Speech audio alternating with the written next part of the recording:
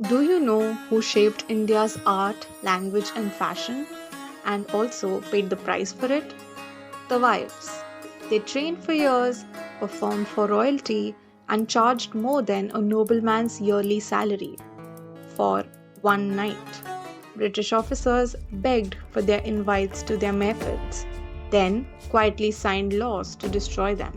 Imagine being a national icon and overnight the law calls you a prostitute.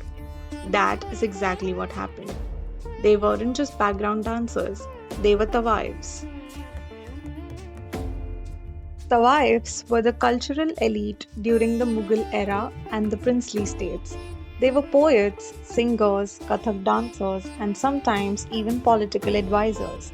And no, they weren't available. Their mehfils were invite only and very expensive. Getting in was a matter of status.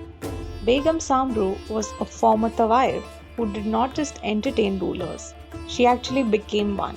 She commanded her own army and ruled Sardana. At their peak, Tawaifs were among the highest taxpayers in cities like Lucknow, and they basically funded culture and the economy. If you're still here, the algorithm already knows we belong together. So hit subscribe. Then came 1856. The British took over Awadh and everything began to collapse. The courts that once protected the Tawaifs disappeared.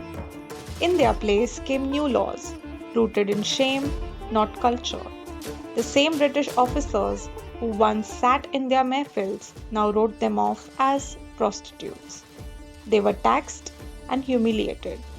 Even Gohar Jan, India's first gramophone star, was officially listed as a public woman. By the 1920s, people stopped showing up. The kotas grew quiet, and the respect they once commanded faded into silence. But they didn't fade quietly. When the kotas emptied, they looked for new stages. Some joined the gramophone industry, and others stepped into theatre. And when Indian cinema was born, guess who entered first? The Tawaifs. Fatma Begum became the first woman to direct a Bollywood film. Her daughter Zubeda starred in Alam Ara, India's first talkie. The same women history tried to erase built the foundation of Indian cinema. But the cost was brutal. They needed passes to travel, their kids were banned from elite schools, and their homes were raided. Their art was also treated as crime. They were punished for being too powerful. And yet, they left their footprints everywhere. Gohar Jan recorded over 600 tracks. Kathak's signature spins come from their mehfils.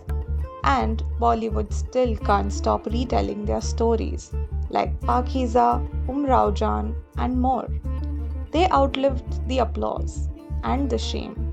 They were never just entertainers. They were Tawaifs, and they made sure history never forgot the sound of their footsteps.